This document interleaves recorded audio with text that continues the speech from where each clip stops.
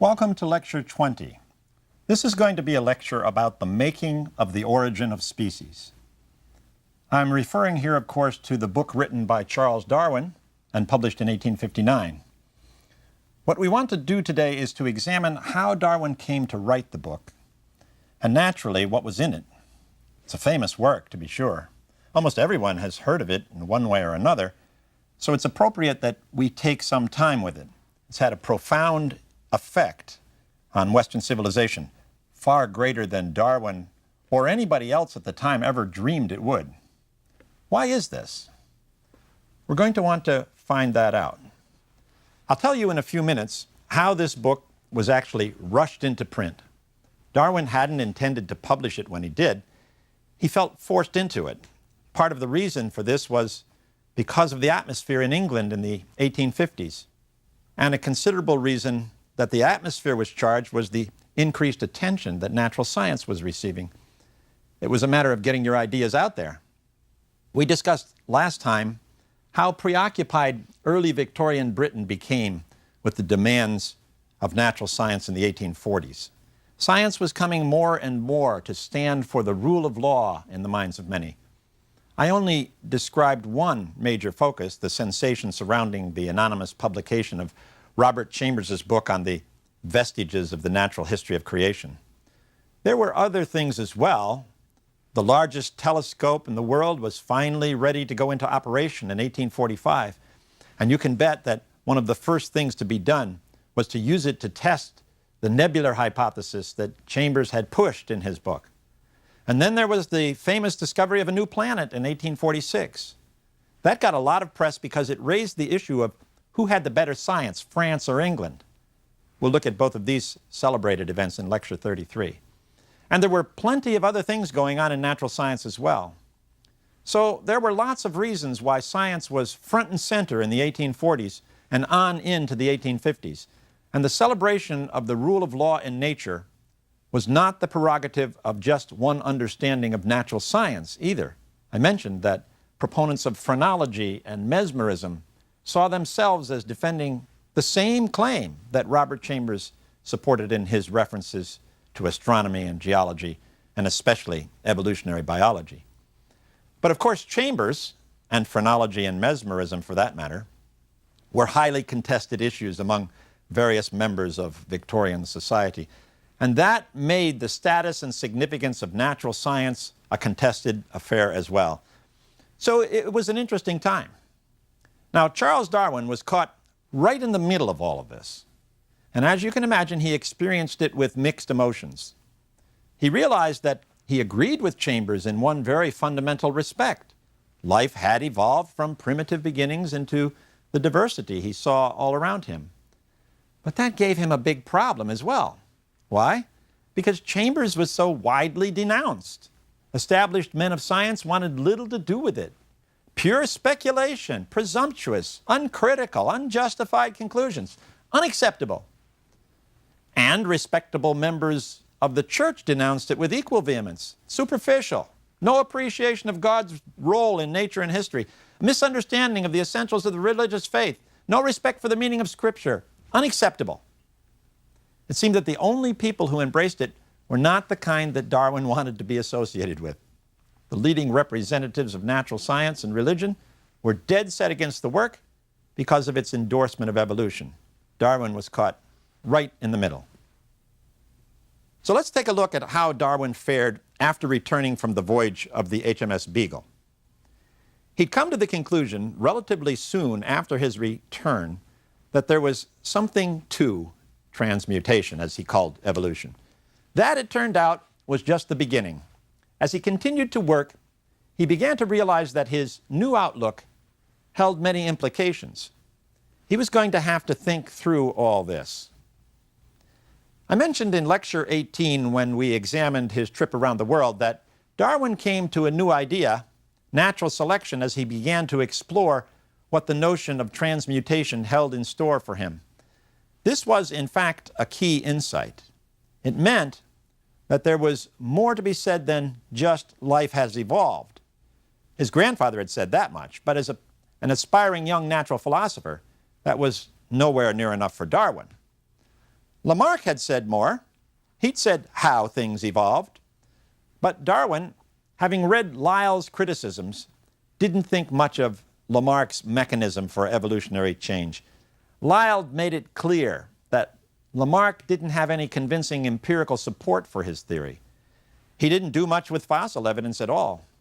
So he really wasn't able to demonstrate the historical progression of species that he assumed so easily. And what about humans? Are they simply animals like other species? Don't we have to make some exceptions where humans are concerned? That was Lyell's position. So none of the options available to Darwin in the late 1830s helped him overcome the natural reluctance he had regarding the idea of evolution. None, that is, until he came up with a new idea, natural selection. That gave Darwin, as he put it, a theory by which to work. He saw it as something solid, something that put meat on the skeleton of evolutionary theory. He tells us in his autobiography that it was from reading an essay by Thomas Malthus that the idea came to him. That was in the fall of 1838. He'd been working on transmutation for a little over a year. As part of his leisure reading, he'd picked up Malthus's essay on population. Now, Darwin knew Malthus's argument from his reading while a student at Cambridge. Malthus said that the rate human population increased was greater, in fact, qualitatively greater, than the rate agricultural food production increased. But, Malthus concluded, most of the time there has been a general balance between the population and food supply. So something must be curbing the rate of increase in the population. It was like an invitation to Darwin to come up with that something. Of course, he hadn't been thinking primarily about humans and their problems. He'd been thinking about all plant and animal life. But the basic principle was still applicable. There was more population than the food supply could sustain. What checked the population? I want you to listen to the words Darwin wrote into his notebook at the time. One may say, Darwin observed, that there is a force like 100,000 wedges trying to force every kind of adapted structure into the gaps in the economy of nature, or rather, forming gaps by thrusting out weaker ones. This was what he'd been missing, something that might act as a force for change, something that would force adaptation. It must have been an exciting moment. You know, the kind of moment when you suddenly realize that you've stumbled onto something. Oh, sure, you have very little idea how it's all going to work out, but you're pretty convinced that you can make it work. And now you want to get to it. But how did natural selection work? Darwin began to envision that the excess population was checked naturally. That is, the organisms that were eliminated were the ones that were less well adapted. Logically, if some were being removed, they were the most likely candidates. And that meant that the ones that survived did so because they were well adapted. Okay, so far so obvious. Well, what if the environment in which a species found itself changed? Maybe some environmental change, or maybe the species got moved to a new environment somehow. That would raise questions about which members of the species were most well adapted. It might be that what had been a well-adapted set of characteristics would no longer be as adaptive. Maybe other members of the species would be better adapted in the new environmental situation. If so, they would be the ones to survive. And whatever their characteristics were, they would be the ones most represented in the population. So over time, the general population would begin to show these characteristics more than the ones that used to predominate. Darwin allowed himself to think that the kind of change this process of natural selection might produce could even challenge the old idea of the fixity of species. Maybe this was a way that species could be made to change. Maybe species were mutable. Well, Darwin now had an agenda. I don't want to give you the impression that this moment of insight was what determined Darwin to choose the career path he now began to follow. There were lots of reasons why he'd abandoned the idea of going into the ministry. And he was 30 years old, time to think of settling down. In fact, he decided to marry a cousin, Emma Wedgwood, and pursue a life of research and publication. But that wasn't the comfortable and easy life you might think it should have been. Darwin was in fact under a lot of pressure. One thing that began to gnaw away at him was the realization that his theory might well be incompatible with his new wife's Anglican religion. Darwin himself had never been particularly religious or irreligious. He'd worried a bit about that when he'd considered going into the ministry. But he'd been genuinely impressed with some of the religious works he'd read, and his general lack of religious fervor hadn't been enough of a stumbling block to rule the ministry out as an option. And even now, after he'd realized that he didn't really want to pursue that career, he wasn't sure of his own thoughts about religion. But he certainly respected the religious views of others, especially those dear to him. So this was going to be a problem. But there were other pressures as well in these post-voyage years. He was in great demand to contribute articles for periodicals. Plus, he was writing up his journal of researches and his book on coral reefs. And of course, he couldn't stay away from working on his new theory. He wrote out 2 sketches of it, one in 1842, and a second, longer one in 1844 that ran to some 230 pages. All these things, and the pace at which he pursued his numerous writings, took its toll. Darwin dropped from 166 pounds to 148. So you can see the pressure he was under. And he also experienced the first episodes of an illness that would stay with him. It showed itself in prolonged spats of vomiting, and it would plague him his whole life. What it was is hard to say. There are several theories. Was it something he'd picked up in the tropics? Or was it simply his body telling him that the pressures were too great? Did he know deep in his stomach that what he was suggesting in his new theory might disturb far more people than just his bride? Was he aware at some level that he was in fact playing with some kind of fundamental fire? That'll all have to remain speculation. We know that he did finally begin by small degrees to let others in on what he was thinking. He told the geologist Charles Lyell that he'd been considering the possibility that species were mutable. Then, rather apologetically, he shared his views at the beginning of 1844 with a young botanist named Joseph Hooker. Hooker was just back from a voyage of his own. Darwin unintentionally lets us in on how he thought of this, about revealing his ideas to others, I mean. It was, he said, like confessing a murder. That's pretty strong stuff. But it gives you an idea of the state of Darwin's mind. Oh, he was quick to emphasize that this wasn't just the regurgitation of old ideas. He assured Hooker that the means by which he thought evolution occurred were totally different from Lamarck's. Of course, Hooker wanted to learn more. And then it happened. The vestiges came out, caused a sensation. The outcry against it must have really created a pit in Darwin's stomach.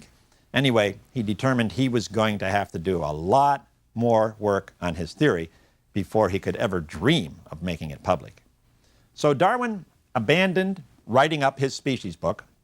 He was determined not to make the mistake Lyell had seen in Lamarck, no empirical evidence for his conclusions. But what kind of evidence was required? Darwin threw himself into close empirical observations of all kinds. He frequented garden clubs, he became a pigeon fancier, he talked to breeders, and he devoted himself to becoming an expert on a very particular kind of organism, barnacles. He was so preoccupied with barnacles that his children assumed it must be something that all grown-ups did. "Where does your father do his barnacles?" one of them asked his playmate. Well, Darwin's study of barnacles paid off big time. First, it resulted in 2 volumes on the subject in the early 1850s, making Darwin the world's authority. But it also produced a startling observation that reinforced in Darwin's mind that he was on the right track with his commitment to evolution. Most barnacles are hermaphrodites. They have both male and female reproductive organs.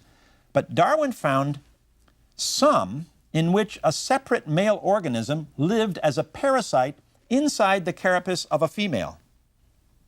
And that wasn't the only arrangement he discovered. He found others that were hermaphrodites, but they also had a separate male organism, sometimes two extra males. What was going on here? What was nature doing?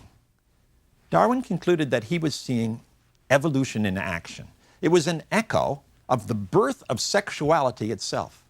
This hodgepodge of variations he found, hermaphrodites, separate sexes, hermaphrodites with one separate male organism, hermaphrodites with two males, might not this variety illustrate the gradual emergence of separate sexes from an original hermaphroditic ancestor? Suppose everything had been originally hermaphroditic, and then nature had stumbled onto sexuality. That would mean that the production of variation would have been enormously enhanced. Sexual reproduction, unlike asexual reproduction, introduced variety all the time, and variation was always good, at least where his theory was concerned. Why? Because the more variation there was, the more choices there would be from which nature could select. The haphazard origin of sex was beautifully consistent with natural selection. This was exciting. But as exciting as it was, the late 1840s and early 1850s were a trying time for Darwin personally. That sickness I told you about, he continued to suffer from it. His major symptoms were nausea, trembling, headaches, giddiness, and a loss of energy. And then his father died in November of 1848. That event was followed by a period of unusual illness, which, I suppose, lends some credence to the theory of a psychological origin of Darwin's illness. But there was an upside here. Darwin learned after his father died what his personal inheritance would be. He got over 50,000 pounds, a huge sum. Darwin would manage it well. He was a very good investor. From this point on, any doubt about his financial future was settled. He was guaranteed the life of a country gentleman. But that was one of the few bright spots of these years. His illness continued. He went to doctors. All medical treatments failed to help. And then in 1849, Darwin began taking the water cure. This was a regimen of cold showers and steam baths, and it seemed to work for him. But he wasn't the only one in the family who was not well. His oldest daughter, 10-year-old Annie, had also been sick for some time. In the spring of 1851, she became ill enough that Darwin decided to take her with him to receive the water cure. But a month later, Annie's condition worsened. And then the unthinkable happened. Charles was especially close to Annie, and when she died that spring, it hit him hard. He wasn't able to comprehend it within any of the traditional structures that Victorian society provided. His nominal religious stance just couldn't cut it. That had been decaying for some time now anyway. But Darwin later said that it was Annie's death that marked the final death knell for his Christianity. Of course, Emma used her faith to help her through the crisis, and Darwin continued to respect her for it. Well, he finally returned to the Species manuscript in 1856. All his empirical work had convinced him more than ever that his theory of natural selection was correct. So Darwin began preparing his friends. It was in April of 1856 that he invited several of them down to a place called Down, where he lived, his country residence 16 miles south of London, where he had gone to live in the country. Hooker came, of course. He was already aware of Darwin's ideas, but also present was the brash young marine scientist Thomas Huxley. The main subject of the discussion in this meeting was the possibility of transmutation. Some of those present allowed it might be possible, but others, especially Huxley, didn't like its progressive overtones. Huxley was one of those who felt that if nature was a machine, which he thought it was, that had any autonomy at all, then how could we know it would be disposed to produce progress as humans envisioned it? That smacked too much of religion for him, and this was science. Now, Darwin didn't tip his hand about natural selection here. He had told Lyell about it somewhat earlier. Natural selection impressed Lyell, but at the same time, that old objection he'd raised about Lamarck continued to bother him here as well. What troubled him was how Darwin's theory and natural selection in particular related to humans. It seemed to run roughshod right over the special qualities that humans possessed. In particular, it appeared to Lyell to reduce humans solely to animals, and that didn't respect the dignity of the species. Still, Lyell knew that Darwin was onto something. He urged Darwin to write up his ideas and get them into print. After all, Lyell said, you wouldn't want to be scooped by someone else. So in May of 1856, Darwin began writing up a sketch of the book about species. He decided against writing a preliminary essay. He would publish first and perfect the theory later. The title he decided on was simply Natural Selection. And then, on June 18, 1858, his worst fears came true. Just what Lyell had warned him about. He got a letter from an English naturalist named Alfred Russel Wallace, who was writing Darwin from the Malay Archipelago. Wallace knew Darwin had traveled in the tropics too, and of course, Darwin had established himself as a leading naturalist in Britain with his many publications on technical matters. What Wallace wanted Darwin's opinion about was an idea that had come to him as a result of what he was seeing there in the Malay Islands. And that idea was, you guessed it, remarkably similar to Darwin's conception of natural selection. What to do? Darwin held all those good Victorian values of honesty and integrity and earnestness and the like. He wanted to do the right thing, but he'd been working on natural selection so long. It was Lyell and Hooker who came up with a suggestion. Have Wallace's letter and a short précis of Darwin's theory both read publicly. Present them to, say, the Linnaean Society's June meeting. And that's what happened. The two papers were read. Darwin himself wasn't present. And lo and behold, the papers produced no major reaction at all from the members. So Darwin had discharged his responsibility. He was now determined that he was free to publish the species manuscript he'd been working on. Of course, he rushed it into print in a shortened form from the one he'd planned. An abstract, he called it. But he freely confessed in the opening pages that he'd done this because of Wallace's letter. The book, it now had a new, more provocative title, appeared in November of 1859. Now you could see in the very title that Darwin was taking on a very old problem indeed. It was On the Origin of Species by Natural Selection. What this natural selection was you couldn't tell until you looked into the text. But the origin of species, that was clear.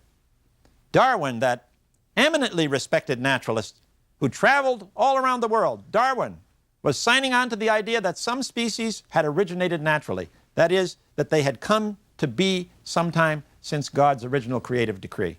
And from the tone of this natural selection phrase, you could guess that Darwin was saying God hadn't had a direct hand in it.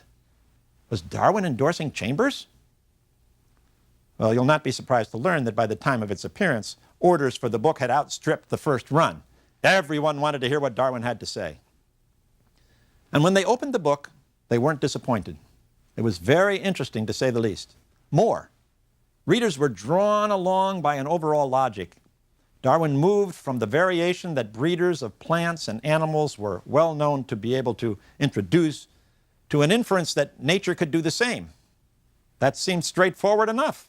We should expect that breeders could only accomplish what nature would allow, so nature should be able to do what breeders could do. But wait a minute, Darwin was saying something more. He was suggesting, and here comes the rub, that because nature had enormous time at its disposal, nature could do what breeders couldn't. Even if we grant Darwin that nature has been around for eons of time, how did he justify the conclusion that nature could produce more change than breeders could? Enough change, for example, to alter an entire species over time. Breeders had never been able to do that. As readers plowed on through the book, they found themselves reminded of something that everyone was well aware of, the struggle for existence that goes on in nature. That needed no proof. The poet Tennyson had recently expressed this common knowledge in his phrase, "Nature red in tooth and claw." But then the reader came upon Darwin's idea of natural selection. Useful variations are inevitable in the thousands of generations that have existed, and when they occurred, the individuals bearing them would have the best chance at surviving and reproducing their kind. The opposite would be true for those with harmful variations, which were also inevitable. This preservation of favorable variations and the rejection of injurious variations, Darwin wrote, I call natural selection. Darwin then drew the net tighter. The continuous operation of natural selection over vast time had produced changes in species so substantial that they have been transmuted into different species. Possible? Maybe. And then Darwin was downright unfair. He made the book credible and persuasive by candidly admitting that there were some problems with his idea. Oh yes, he went on to try and solve them, but you got the sense that you were being dealt with fairly here. This was no dogmatic diatribe. And of course, the book was filled with specific information about plants and animals that illustrated his theory. Better not challenge Darwin there. He knows more about that kind of thing than anyone you could think of. Clearly, Darwin wanted to give the impression that his theory rested on facts. This was an impressive achievement. The reader knew there was something about this theory that marked it off from Chambers, but it might have taken a little thought to realize exactly what that was. Then it became clear. What made it different from Chambers's evolutionary scheme was that Chambers had emphasized the idea of evolution without specifying how it occurred, while Darwin focused on the mechanism of evolution, natural selection. But Lamarck had specified a mechanism too. Why was it different from Lamarck? That was a much harder question to sort out. In fact, Darwin himself had acknowledged a role for use and disuse, albeit a much less prominent one than Lamarck had. It was going to take some time to clarify the difference between Darwin and Lamarck. That was all ahead. We'll save that for another lecture. But the reception of the origin made it crystal clear what Darwin's achievement had been. The quality of the work was evident to most everyone. It was close reasoning about precise observations, and that was the mark of a good work of science at the time. Further, many of Darwin's friends praised the work highly in reviews and lectures. Of course, there were plenty who opposed it. Some objected that Darwin's inductive reasoning was too loose.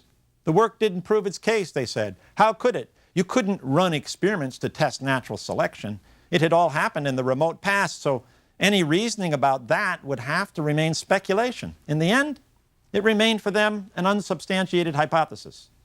But the greatest objection was that Darwin had viewed nature as something completely outside providence. This wasn't even deism of the usual sort. In deism, there was still providence. God accomplished his purpose by using natural law. But Darwin's natural selection didn't seem to require that there be a divine blueprint for creation and its development. It didn't seem to require any kind of a blueprint at all. Whatever variations happened along, regardless of where they came from, were just fine as far as the theory was concerned. They could even be produced by chance. And the theory worked the same way as it did if the new variations had been introduced by God. Chance as good as God? What kind of process was that? No wonder one prominent natural philosopher of the time said that in Darwin's theory, the law of higgledy-piggledy took the place of the divine superintendence of life. So Darwin had sharpened the issue of the relationship between natural science and religion by asserting that his scientific understanding of nature existed apart from the traditional religious view and even apart from the rich tradition of deism. This was radical stuff indeed. Darwin wasn't like Chambers in another way as well. He didn't attempt, as Chambers had, to support or justify his theory by associating it with a developmental cosmology. Darwin wanted to give the impression that he rested his case on specialized research, not on a philosophical disposition or religious leaning. That was what should drive the scientist: research. And whether or not Darwin's claim could stand up, it was the impression he cultivated quite successfully. The implication of Darwin's natural selection, especially when it was seen as the law of higgledy-piggledy, was enormously threatening to his age, and not just for the layperson. Many scientists as well could not permit natural science to escape so far away from the purpose that divine providence had supplied and the usual understanding of the history of the cosmos. But Darwin's argument was not without difficulties either. Darwin himself had conceded that the theory had problems. And in our next lecture, we'll look at the troubles with Darwin's theory that quickly came to the surface.